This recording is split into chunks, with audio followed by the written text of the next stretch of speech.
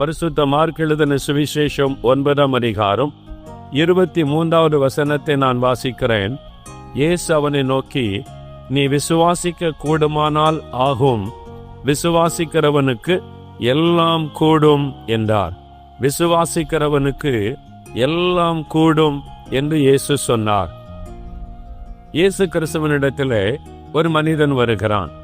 அவனுடைய மகன் அசுத்த ஆவியினால் பாதிக்கப்பட்டு அந்த அசுத்த ஆவி அவனை கொல்லும்படி போராடுகிறது. தன் மகனை காப்பாற்ற பல இடத்திலே முயற்சி பண்ணி இருப்பான். ஆனால் அவனுக்கு மகனுக்கு ஒரு விடுதலை சுகம் கிடைக்கவில்லை. இயேசு கிறிஸ்துவை குறித்து கேள்விப்பட்டு இயேசுவை தேடி அவன் வருகிறான். அவனுடைய சீஷர்களைத்தான் முதலாவது சந்திக்கிறான். இயேசுவின் சீஷர்களால் அந்த பிசாசை துரத்த முடியவில்லை. இப்பொழுது அவன் இயேசுவனிடத்திலே வந்து ஆண்டவரிடத்திலே விண்ணப்பம் பண்ணுகிறான். ஆண்டவரே, என் மகன் இப்படி கஷ்டப்படுகிறான், இந்த அசுத்த ஆவி அவனை கொல்லும்படி போராடுகிறது. நீர் ஏதாவது செய்யக்கூடுமானால் எங்கள் மேல் மனதை இறங்கி எங்களுக்கு உதவி செய்யும்.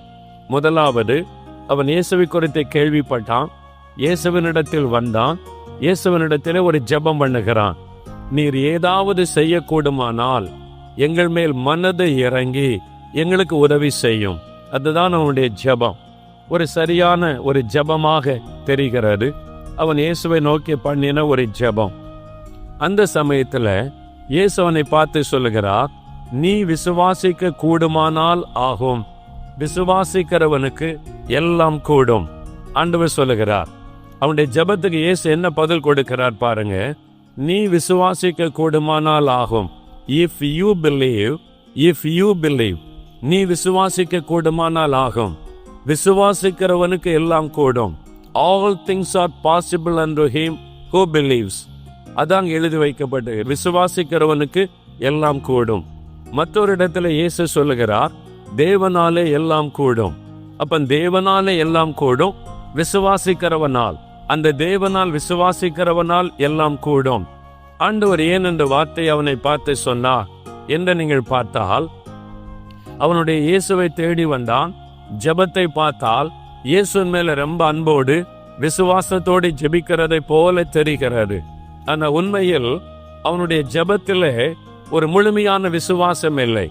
நீங்கள் கவனமாக இந்த பகுதியை வாசித்தால், அவன் ஜெபம் பண்ணின விதத்தை நீங்கள் பார்த்தால் சந்தேகத்தோடு கூடிய ஒரு ஜெபம். அவன் முழுமையான விசுவாசத்தோடு ஜெபிக்கவில்லை. சந்தேகத்தோடு கூடிய ஒரு விசுவாசம் அவனுக்குள்ளே காணப்பட்டாரு. ஜெபத்தை பார்த்தா விசுவாசிக்கிற மாதிரி தெரியுது. ஆனா அந்த ஜெபத்துக்குள்ள ஒரு சந்தேகம் இருப்பதை நீங்கள் பார்க்க முடியும். அதனாலதான் இயேசு சொல்லுகிறார், நீ விசுவாசிக்க கூடுமானால் ஆகும், நீ விசுவாசிக்காதபடி அற்புதத்தை பார்க்க முடியாது என்பதாக இயேசு சொல்லுகிறார். உடனே அவன் தெரிந்து கொள்கிறான், தன்னுடைய அவிசுவாசம், தன்னுடைய சந்தேகம் அவனுக்கு உணர்த்தப்படுகிறது. அடுத்த வசனத்துல சொல்லுகிறான், ஆண்டவரே, என் அவிசுவாசம் நீங்கும்படி எனக்கு உதவி செய்யும் என்று கண்ணீரோட வேண்டிக் கொண்டான் என்று வேத வசனம் சொல்லுகிறாரு. பாத்தீங்களா, அவனுடைய சந்தேகம், அவிசுவாசம், அந்த சந்தேகத்தோடு கூடிய விசுவாசம் ஒரு முழுமையான விசுவாசம் இல்லை. அதனால ஆண்டவர் அற்புதம் செய்ய முடியாது என்பதை போல பேசுகிறார். அந்த சந்தேகம் என்கிற பாவத்தை அவன் உணர்கிறான். சந்தேகம் என்பது ஒரு பாவம். விசுவாசம் தேவன் எதிர்பார்க்கிற காரியம். சந்தேகம் என்பது ஒரு பாவம், அது தேவனை துக்கப்படுத்துகிற ஒரு காரியம். அவன் சந்தேகப்பட்டதை உணர்ந்து மனம் திரும்புகிறான். ஆண்டவரே, என்னுடைய சந்தேகம், அவிசுவாசத்தை மன்னியும்.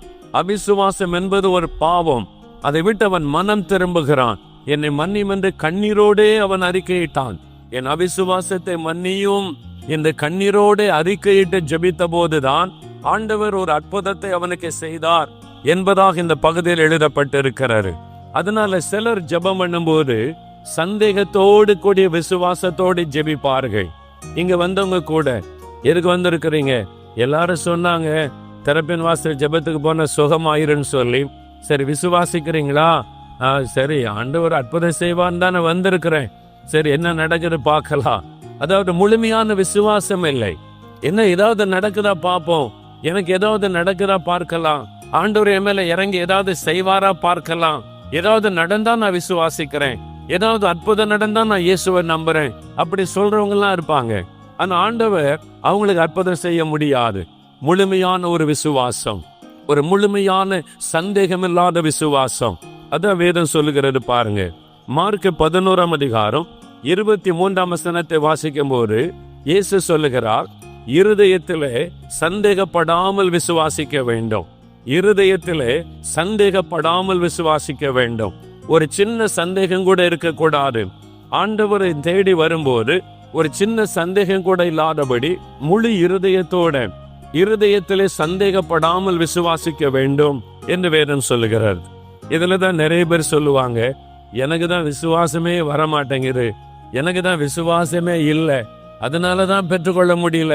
அவங்களுக்கு அற்புதம் நடக்குது, இவங்களுக்கு அற்புதம் நடக்குது, இவங்கெல்லாம் சாட்சி சொல்றாங்க, எனக்கு மாத்திரம் இந்த விசுவாசமே வரமாட்டேங்குது. இது சிலருடைய பிரச்சனை. நான் என்ன செய்யறது, எனக்கு விசுவாசம் இல்லை என்று சொல்லுவார்கள். நல்ல கவனிங்க, உங்களுக்குள்ள விசுவாசம் இருக்குது. இங்க இருக்கிற எல்லாருக்குள்ளுமே விசுவாசம் இருக்கிறாரு. விசுவாசம் எனக்குள்ள இல்லைன்னு ஒருவருமே சொல்ல முடியாது. எல்லாருக்குள்ளுமே விசுவாசம் இருக்கிறாரு. அதான் வேதம் சொல்லுகிறது பாருங்க. ரோமர் 12:3 நீங்கள் வாசிக்கும் போது, தேவன் அவனுக்கு பகிர்ந்து அளித்த விசுவாசம் என்ன வேதத்தில் சொல்லப்பட்டு இருக்கிறார். எல்லா மனிதருக்குள்ளேயுமே ஆண்டவர் விசுவாசத்தை வைத்திருக்கிறார். இந்த உலகத்தில் பிறந்த எல்லா மனிதனுக்குள்ளேயும் ஆண்டவர் ஒரு விசுவாசத்தை பகிர்ந்து வைத்திருக்கிறார். நமக்குள் இருக்கிற விசுவாசத்தை சந்தேகப்படுவதுதான் அவிசுவாசம். நமக்குள் இருக்கிற விசுவாசத்தை சந்தேகப்படுவதுதான் அவிசுவாசம். உங்களுக்குள்ள ஆண்டவர் ஒரு விசுவாசத்தை வைத்திருக்கிறார், அதை சந்தேகப்படுவதுதான் அவிசுவாசம். வசனம் சொல்லுகிறது, எல்லாருக்குள்ளும் தேவன் விசுவாசத்தை பகிர்ந்து அளித்திருக்கிறார். அப்ப உங்களுக்குள்ள இருக்குது, உங்களுக்குள்ள விசுவாசம் இருக்குது, உங்களுக்குள்ள இருக்குது. யாரும் எனக்கு விசுவாசம் இல்லைன்னு சொல்ல முடியாது, சொல்லக்கூடாது. வசனம் சொல்லுகிறது எல்லாருக்கும் ஆண்டவர் விசுவாசம் கொடுத்திருக்கிறார். இப்ப சொல்லுங்க, உங்களுக்குள்ள விசுவாசம் இருக்குதா இல்லையா?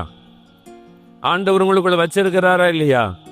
எனக்குள்ள ஒரு விசுவாசத்தை ஆண்டவர் வைத்திருக்கிறார் அப்படின்னு சொல்றவங்க ஒரு அல்லேலூயா சொல்லுங்க. அப்ப விசுவாசம் உங்களுக்குள்ள இருக்கிறது.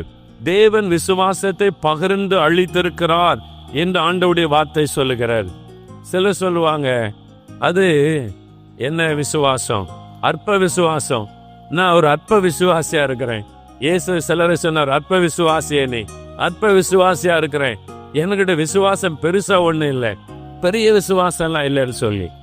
ஆண்டவர்கிட்ட ஒரு நாள் சீசர்கள் கேட்டாங்க, ஆண்டவரே எங்களுடைய விசுவாசம் பெருகும்படி எங்களுக்கு உதவி செய்யும், எங்களுக்குள்ள இருக்கிற விசுவாசம் பெருகணும், அது இன்க்ரீஸ் ஆகணும், அதுக்கு உதவி செய்யும் அப்படின்னு கேட்கிறாங்க. அப்ப ஆண்டவர் என்ன சொன்னார் தெரியுமா?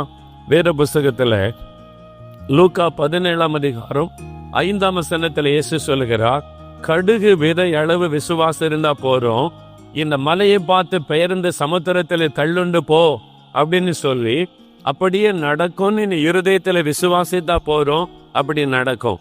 அதனால மலையளவு விசுவாசம் தேவையில்லை, கடுகு அளவு விசுவாசம். கடுகு எப்படி எவ்வளவு சைஸ் இருக்கும்? கடுகு எல்லாம் பார்த்துருக்கீங்களா? கடுகு பார்க்காத ஆள் கை வைத்துங்க. கடுகு பார்த்துருக்கிறவங்க எல்லாம் கை வைத்துங்க. கடுகு பார்த்துருக்கீங்களா? கடுகு இவ்வளவுல இருக்கும். இந்த கடுகு, இந்த மஸ்டர்ட் சீட் அப்படின்னு நம்ம நாட்டில் பயன்படுத்துகிற கடுகு இருக்குல்ல, அந்த மாதிரி இஸ்ரவேல் தேசத்துல இயேசு சொன்ன கடுகு, நாங்க போயிருந்த போது $1 ஒரு டப்பா நிறைய கொடுத்தாங்க கடுகு. அந்த கடுகு, அங்கு உள்ள மஸ்டர்ட் சீடு பார்த்தா நம்ம ஊரு கடுகை விட ரொம்ப பொடிசு.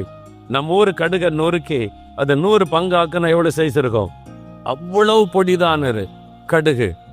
அந்த இஸ்ரவேல் தேசத்தில் உள்ள அந்த மஸ்டர்ட் சீட் கடுகு என்பது நம்ம ஒரு கடுகு மாதிரி உள்ளதல்ல, அதை விட 100 மடங்கு சின்னது, ரொம்ப பொடிசா இருக்கும். கையில தட்டி பார்த்தீங்கன்னா அப்படி மூச்சு விட்டா பறந்து போயிடும். இயேசு சொல்றாரு, அவ்வளோல விசுவாசம் இருந்தா போதும், நீங்க அற்புதத்தை பெற்றுக்கொள்ளலாம். அல்லேலூயா. உங்களுடைய வியாதி சுகமாக, உங்களுடைய தேவைகள் சந்திக்கப்பட, உங்களுடைய பிரச்சனைகள் மாற, உங்களுடைய கடன் பிரச்சனை நீங்க, எவ்வளவு பெரிய போராட்டமானாலும் அதுல ஒரு அற்புதம் பெறுவதற்கு உங்களுக்குள் இருக்கிற அந்த கடுகு விதையளவு சின்ன விசுவாசம் போதும், அதை வைத்து அற்புதங்களை பெற்றுக்கொள்ள முடியும். ஆமென். அல்லேலூயா. உங்களுக்குள் இருக்கிற அந்த விசுவாசத்தை சந்தேகப்படாதுங்க, அதுதான் அவிசுவாசம். ஆண்டவர் எனக்குள் விசுவாசத்தை வைத்திருக்கிறார், கடுகளவு விசுவாசம் இருந்தா போதும், மலையே பெயர்த்து விடலாம். எந்த வியாதியும் சுகத்தை பெற்றுக்கொள்ளலாம், எந்த வியாதியிலிருந்து விடுதலை பெற்றுக்கொள்ளலாம் என்கிற விசுவாசம். அதுதான் ஆண்டவர் இயேசு சொல்லுகிற விசுவாசம். அப்போ உங்களுக்குள்ள விசுவாசம் இருக்குது. கடுகு விதளவு சின்னதா இருந்தா போதும், அதனால அதை வச்சு பெரிய அற்புதத்தை பெற்றுக்கொள்ளலாம். ஆமீன் சொல்லுங்க. நான் வியாதி படுக்கையில படுத்து சாக கிடந்தேன். டாக்டர்ஸ் கைவிட்டுட்டாங்க. நாங்க இந்து குடும்பம், எங்களுக்கு நான் பைபிள் தெரியாது, கூட்டத்துக்கு போனதில்லை, இப்படி பிரசங்கெல்லாம் கேட்டது கிடையாது. ஆனா என்னுடைய தாயாருடைய இவ்வளவுக்கான விசுவாசம், கடுகு விதையிளவு விசுவாசம், இந்த மாதிரி இயேசு அற்புதம் செய்கிறார் நாங்க இந்த மாதிரி கேள்விப்பட்டதில்லை. சாட்சி எல்லாம் என்னுடைய தாயார் ஸ்கூல்ல படிக்கும் போது யாரோ ஒரு கிறிஸ்தவ டீச்சர் சொல்லி இருக்கிறாங்க. அவங்க சின்ன பிள்ளையா ஸ்கூல்ல படிக்கும் போது, 4ஆவதோ 5ஆவதோ படிக்கும் போது ஒரு கிறிஸ்தவ டீச்சர் சொல்லி இருக்கிறாங்க, எந்த ஆபத்திலையும் இயேசுவை நோக்கி கூப்பிட்டா அற்புதம் செய்வார். இதுதான் உங்களுக்கு தெரியும். இயேசுவை நோக்கி கூப்பிட்டா அற்புதம் செய்வார், வேற ஒண்ணும் தெரியாது. இவ்வளவுக்கான விசுவாசம், அது எந்தைக்கோ போடப்பட்ட ஒரு விசுவாச வார்த்தை, எத்தனையோ வருஷத்துக்கு முன்னால உள்ளத்திலே போடப்பட்ட வார்த்தை. அந்த கிறிஸ்தவ சகோதரன் என்னை பார்க்க வந்த போது, என் மகனுக்காக நீ ஜெபம் பண்ணு அப்படின்னு கேட்க காரணம் இவ்வளோண்டு ஒரு விசுவாசம். அந்த விசுவாசத்தை ஆண்டவர் கனப்படுத்தி சாக கிடந்த எனக்கு ஒரு பொது வாழ்க்கை கொடுத்து விட்டார். அல்லேலூயா. அப்போ உங்களுக்குள்ள இருக்கிற இவ்வளவுக்கான விசுவாசம் போதும், கேன்சர் வியாதி சுகமாயிரும். இவ்வளவுக்கான விசுவாசம் போதும், உங்களுடைய கணவர் ரட்சிக்கப்பட்டு விடுவார். உங்களுடைய வீட்டுல இருக்கிற கடன் பிரச்சனை மாறிடும். நீங்க அற்புதத்தை பெற்றுக்கொள்ள முடியும். அதனால எனக்கு பெரிய விசுவாசம் இல்லையே அப்படிலாம் நினைக்காருங்க. இவ்வளவுக்கான விசுவாசம் போதும். சரி, இந்த விசுவாசத்தை குறித்த அடுத்த ஒரு காரியத்தை தேவனுடைய வசனம் சொல்கிறது பாருங்க. எபிரேயர் 12ஆம் அதிகாரம் 1ஆம் வசனம் வாசிக்கும் போது, கர்த்தர் தான் விசுவாசத்தை துவக்குகிறவரும் முடிக்கிறவருமாயிருக்கிறார். அப்ப உங்களுக்குள்ள எப்படி இந்த விசுவாசம் வந்துச்சு? எப்படி இந்த சின்ன விசுவாசம் உங்களுக்குள்ள வந்துச்சுன்னா, யார் இந்த விசுவாசத்தை துவக்கி வச்சதான்? கர்த்தர் உங்களுக்குள்ள விசுவாசத்தை துவக்கினார். ஆண்டவருடைய வசனத்தை கேட்ட போது, இயேசு கிறிஸ்துவை குறித்து கேள்விப்பட்ட போது, ஆண்டவர் உங்களுக்குள்ளே அந்த விசுவாசத்தை துவக்கி வைத்தார். அவர் விசுவாசத்தை அவர் துவக்குகிறவரும் முடிக்கிறவருமாயிருக்கிறார். முடிக்கிறது என்று சொன்னால் பூரணப்படுத்துகிறவர் என்று அர்த்தம். விசுவாசத்தை ஆரம்பிக்கிறவரும் அதை பூரணப்படுத்துகிற தேவனுமாக அவர் இருக்கிறார். ஆரம்பத்தில் உங்களுக்குள்ள இந்த விசுவாசத்தை விட நீங்க வசனத்தை கேட்க, சாட்சிகளை பார்க்க உங்களுக்குள்ள விசுவாசம் வளர்ந்திருக்குதா இல்லையா? முன்னால் இருந்ததை விட இப்ப விசுவாசத்துல பலனா இருக்கீங்களா இல்லையா? அப்போ ஆண்டவர் விசுவாசத்தை பூரணப்படுத்துகிறார். நீங்க பிரசங்கத்தை கேட்க, சாட்சிகளை கேட்க, ஆண்டோட சமூகத்துல வந்து ஜெபிக்க விசுவாசத்தை பூரணப்படுத்துகிறார். உங்களுக்குள்ளே விசுவாசத்தை ஆரம்பித்த தேவன் அதை பூரணப்படுத்துகிறார் என்பதாக வேதத்தில் சொல்லப்பட்டிருக்கிறது. எப்படி அந்த விசுவாசத்துல வளர்ச்சி, அந்த பூரணம் உண்டாகிறது? ரோமர் 10ஆம் அதிகாரம் 17ஆம் வசனம் சொல்லுகிறது, விசுவாசம் தேவனுடைய வார்த்தைகளை கேட்பதினாலே வருகிறது. ஆண்டவருடைய வசனத்தை கேட்க உள்ளத்துல விசுவாசம் பெருகுகிறது. எவ்வளவு அதிகமா வசனத்தை கேட்கிறீங்களோ, எவ்வளவு அதிகமா விசுவாச வார்த்தைகளை கேட்பீங்களோ, அந்த அளவிற்கு விசுவாசம் பெருகி கொண்டே இருக்கும். அந்த விசுவாசத்திலே பூரணத்திலே கடந்து போய்கொண்டே இருப்பீர்கள். விசுவாச அனுபவங்கள், ஆண்டவர் செய்த கிரியைகளை கேள்விப்பட அதனாலதான் வேற வசனத்தை வாசிக்கணும், பைபிளை தினமும் வாசிக்கணும். அதை வாசித்து தியானிக்க விசுவாசம் உங்களுக்குள்ளே பெருகும். அந்த விசுவாசத்திலே பூரணத்தை நோக்கி கடந்து போவீங்க. விசுவாச வார்த்தைகளை கேட்கணும். அவிசுவாசமான வார்த்தை கேட்டீங்கன்னா இருக்கிற விசுவாசமும் போயிடும். ஆமா, இருக்கிற விசுவாசம் போயிடும். கடைசி காலத்துல அந்த மாதிரி பிரசங்கங்கள் வரும். பைபிள் எடுத்துக்கொண்டே சில ஊழியர்கள் பிரசங்கம் பண்ணுவாங்க. ஏன் தெரியுமா? வேதத்துல சொல்லப்பட்டிருக்கு. இயேசு சொல்லுகிறார் லூக்கா 18ஆம் அதிகாரத்துல, கடைசி நாட்களிலே மனுஷகுமாரன் வரும்போது விசுவாசத்தை காண்பாரோ. சாத்தானுடைய பெரிய திட்டமே விசுவாசத்தை கெடுக்க முடியாத காரியத்தை செய்வான். விசுவாசத்தை குலைக்க முடியாத காரியத்தை செய்வான். விசுவாசத்தை கெடுக்க முடியாத பிரசங்கத்தை பண்ணக்கூடிய ஊழியர்களை எழுப்புவான். அவங்க தேவ ஊழியர் போலதான் இருப்பாங்க, பைபிளை வச்சுதான் பேசுவாங்க. ஆனா உங்களுடைய விசுவாசத்தை இது பாதிக்கும். கடைசி காலத்துல விசுவாசத்தை கெடுக்க முடியாத பிரசங்கங்கள் வரும் என்று இயேசு எச்சரித்திருக்கிறார். என்னால் அவங்க வசனத்தை வச்சுதான் பேசுவாங்க. சாத்தான் வசனத்தை வைத்துதான் இயேசுவோடு கூட பேசினான். அவன் கொடுக்கிற விளக்கம் வேற மாதிரி இருக்கும். ஆவியானவர் கொடுக்கிற விளக்கம் உடைய விசுவாசத்தை பலப்படுத்தும். அல்லேலூயா சொல்லுங்க. அதனால கடைசி காலத்துல நீங்க ரொம்ப கவனமா இருக்கணும். உடைய விசுவாசம் பெருகுகிறதா, ஆண்டவர் மேல விசுவாசம் அதிகமாகிறதா, அந்த வசனத்தை கேட்க கேட்க விசுவாசம் உங்களுக்குள்ள வளர்ந்து கொண்டே இருக்கும். விசுவாசத்தை பாதிக்கிற புஸ்தகங்களையோ அப்படிப்பட்ட பிரசங்கத்தையோ நீங்கள் கேட்டு உங்களுடைய விசுவாசத்தை கெடுத்து கொள்ளாதபடி நீங்க ஜாக்கிரதையா இருக்க வேண்டிய காலம் இது.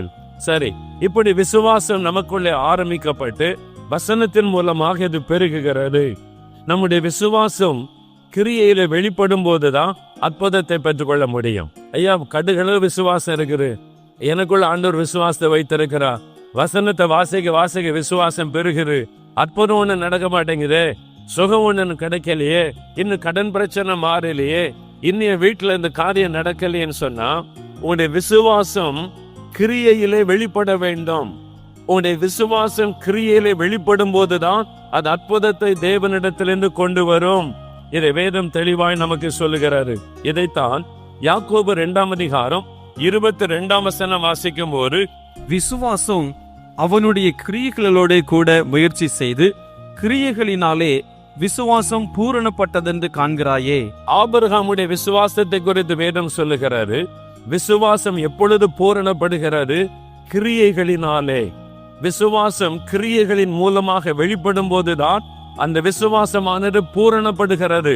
அப்பதான் தேவனிடத்திலிருந்து அற்புதங்களை கொண்டு வருகிறது என்று வேதம் சொல்லுகிறாரு. அப்போ கிரியையிலே நம்முடைய விசுவாசம் வெளிப்பட வேண்டும். இந்த விசுவாசத்தை கிரியையிலே வெளிப்படுத்துகிற விதம் வித்தியாசமானது. சில உதாரணத்தை சொல்றேன், கவனிங்க. விசுவாசத்தை வெளிப்படுத்தி கிரியையிலே வெளிப்படுத்துகிற விதம் ஒருவருக்கொரு வித்தியாசப்படும். நீங்க பாருங்க, மத்தேயு 8ஆம் அதிகாரம் 8ஆம் வசனம். ஒரு நூற்றுக்கு அதிபதி இயேசு கிறிஸ்து கிட்ட வந்து, வீட்டிலே என் வேலைக்காரன் திமிர்வாதமாய் கிடந்து கஷ்டப்படுகிறான், அவன் சுகம் பெறணும், அதுக்காக தான் ஜெபம் பண்ணுகிறான். இயேசுவ சொல்றார், நான் வந்தவனை சுகமாக்குவேன்.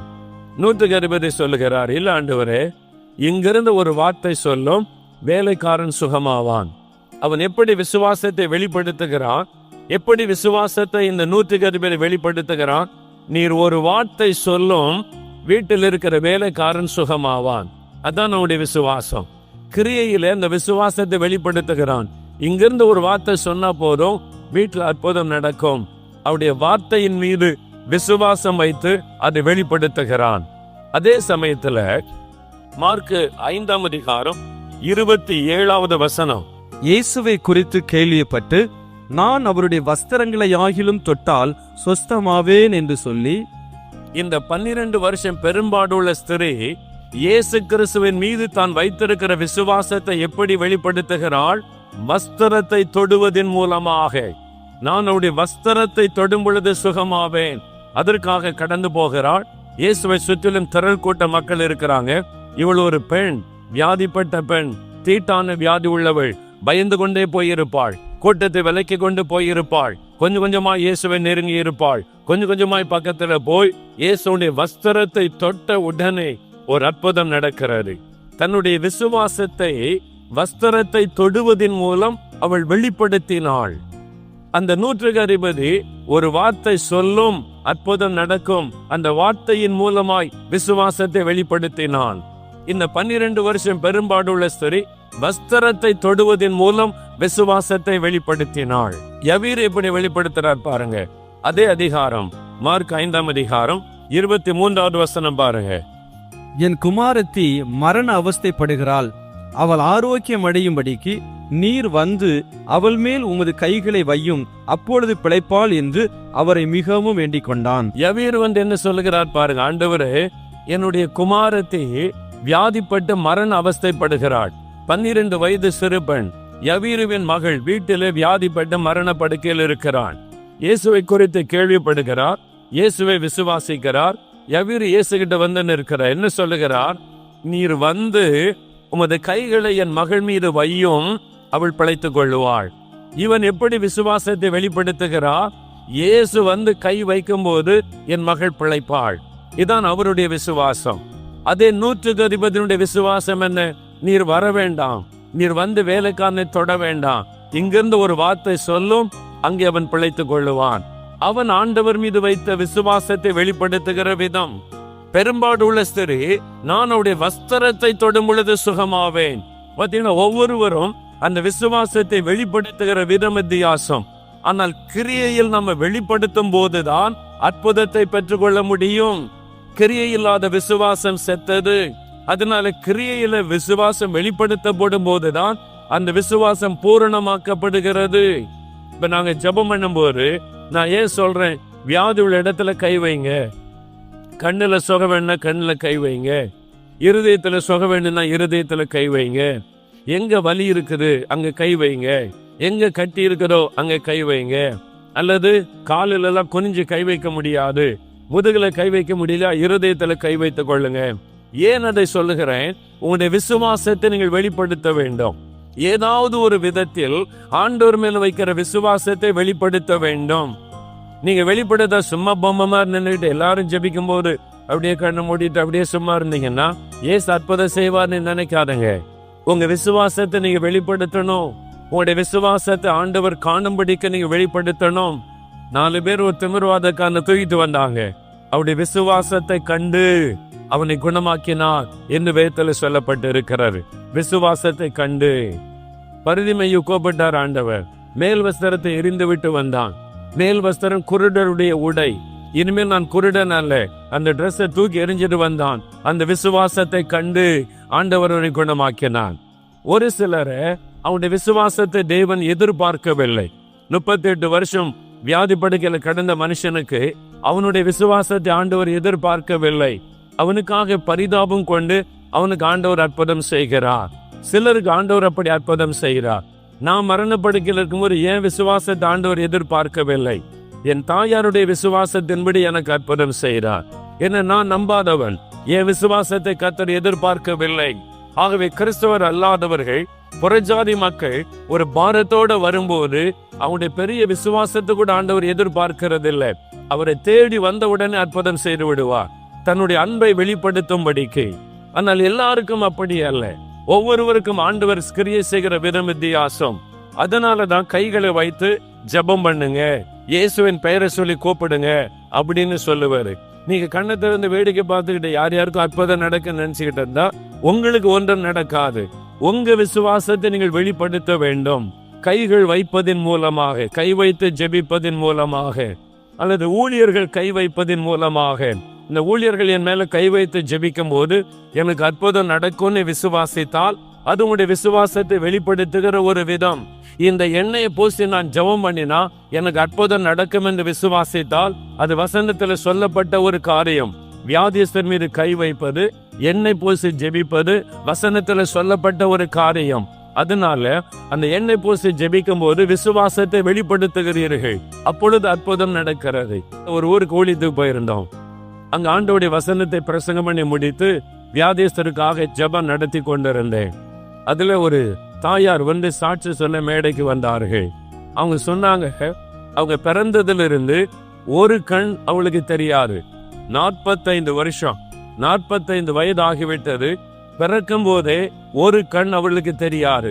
ஒரு கண்ணுல தான் பார்வை, ஒரு கண்ணுல பிறவிலேயே பார்வை கிடையாது.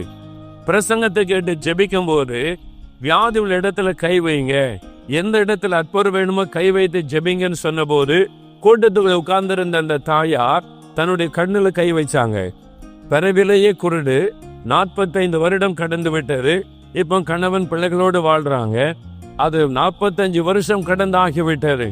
இப்போ அந்த கூட்டத்துல ஒரு விசுவாசம், இயேசு எனக்கு கண் பார்வை தருவார். பிறக்கும் போதே பார்வை இல்லாமல் இருந்தாலும் 45 வருடங்கள் கடந்து வந்திருந்தாலும் இப்போ என் கண்ணுக்கு அவர் பார்வை கொடுக்க முடியும் என்ற விசுவாசத்தோடு அந்த விசுவாசத்தை வெளிப்படுத்தும்படி தன்னுடைய ஒரு கண்ணுல கை வைத்து ஜெபித்தார்கள்.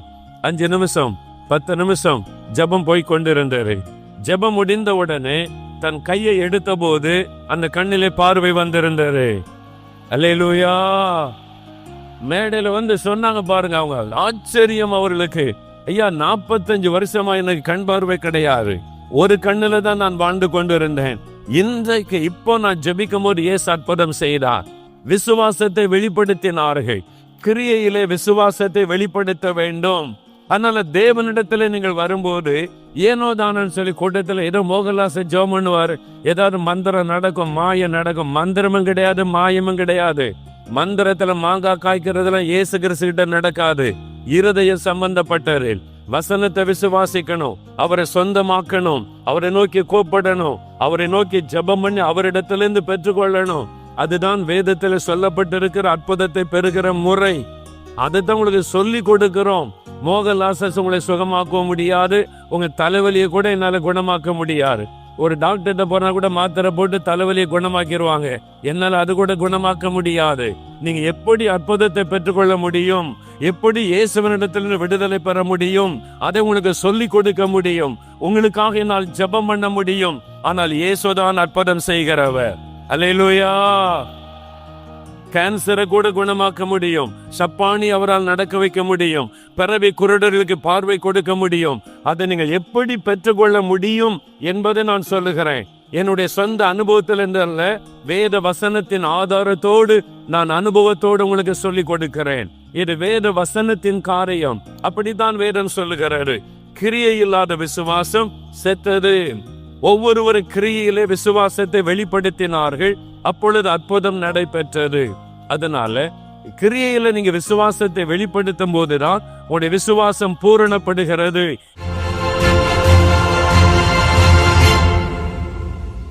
பிரியமானவர்களே, இயேசு கிறிஸ்து உங்களோட பேசி இருக்கிறார்ல. உங்களுடைய பயம் சந்தேகம் எல்லாம் நீங்கி உங்களுக்கு ஒரு விசுவாசம் வந்திருக்குது. என்ன ஆண்டவர் உங்களோட பேசி இருக்கிறார். நீங்க விசுவாசிக்கணும். அந்த விசுவாசத்தை எப்படி வெளிப்படுத்தணும்னு ஆண்டவர் பேசி இருக்கிறார். பைபிள் ஒரு வசனம் இருக்கு, கிரியை இல்லாத விசுவாசம் செத்தது. நான் விசுவாசிக்கிறேன் சொன்னா மாத்திரம் போதாது, கிரியையில் அந்த விசுவாசத்தை வெளிப்படுத்தணுமா.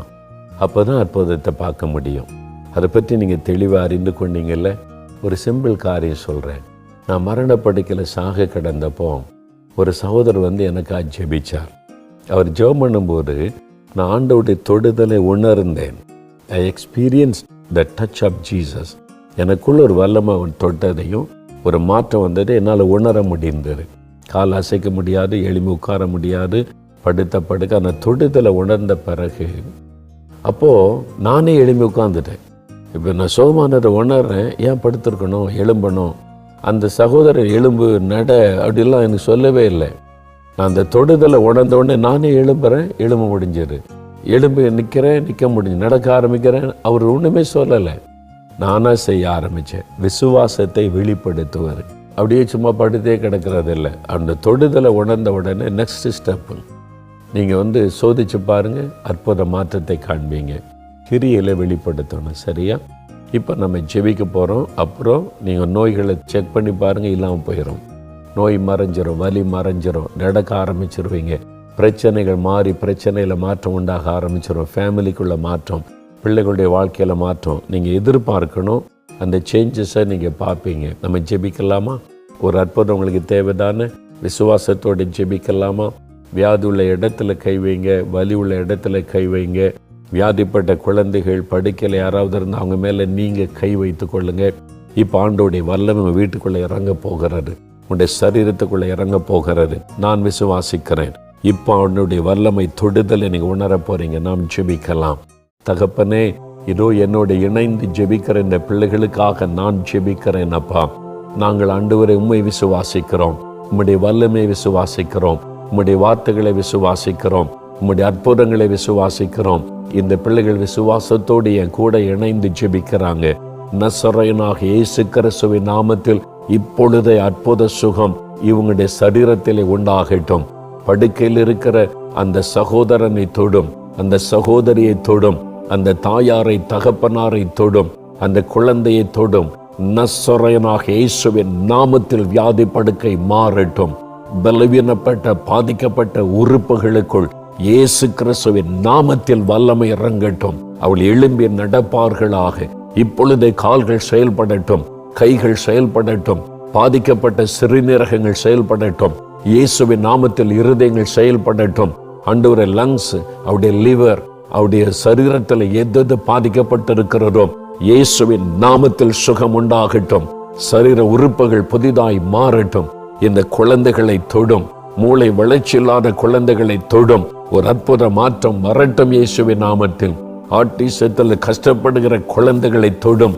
அந்த ஃபிட்ஸ் வியாதி விலகட்டும் இயேசுவின் நாமத்தில். சுகம் உண்டாகட்டும். ஒரு அற்புத மாற்றம் அந்த வீட்டுக்குள்ளே வரட்டும் இப்பொழுது இயேசுவின் நாமத்தினால். பொல்லாத ஆவிகள் கொண்டு வருகிற பலவீனங்கள், போராட்டங்கள் இயேசு கிறிஸ்துவின் நாமத்தில் விலகி போகட்டும். அந்த அசுத்த ஆவிகளை கடிந்து கொள்ளுகிறேன். பயத்தின் ஆவிகள் விலகட்டும். தூக்கத்தை கெடுக்கிற ஆவிகள், மரண பயத்தை உண்டாக்குற பிசாசின் கிரியைகளை கடிந்து கொள்ளுகிறேன். விடுதலை உண்டாகட்டும். ஒவ்வொருவரையும் தோடப்பா. அங்க வேண்டிக் கொள்ளுகிற காரியத்தில் அற்புதம் செய்யுங்க. வேலைக்காக வழிகளை திறந்து கொடுங்க. திருமண காரியத்தை வாய்க்க பண்ணுங்க. கடன் பிரச்சனையை மாற்றுங்க. அவங்க பண தேவையை சந்திங்க. அவங்களுடைய வியாபாரத்தை ஆசீர்வாதத்தை பெருக பண்ணுங்க. அவங்களை துக்கப்படுத்துகிற காரியத்தில் அற்புத மாற்றத்தை காணட்டும். இன்றைக்கே ஒரு மாற்றம் ஆரம்பிக்கப்பட்டது. இன்றைக்கே ஆரம்பிக்கட்டும். அவருடைய மனசில் இருக்கிற பாரமெல்லாம் மாறட்டும். ஒரு சமாதானம், சந்தோஷம், ஆசீர்வாதம் வரட்டும். இயேசு கிறிஸ்துவின் நாமத்தில் அவளை ஆசீர்வதித்து ஜெபிக்கிறேன் பிதாவே. ஆமென்.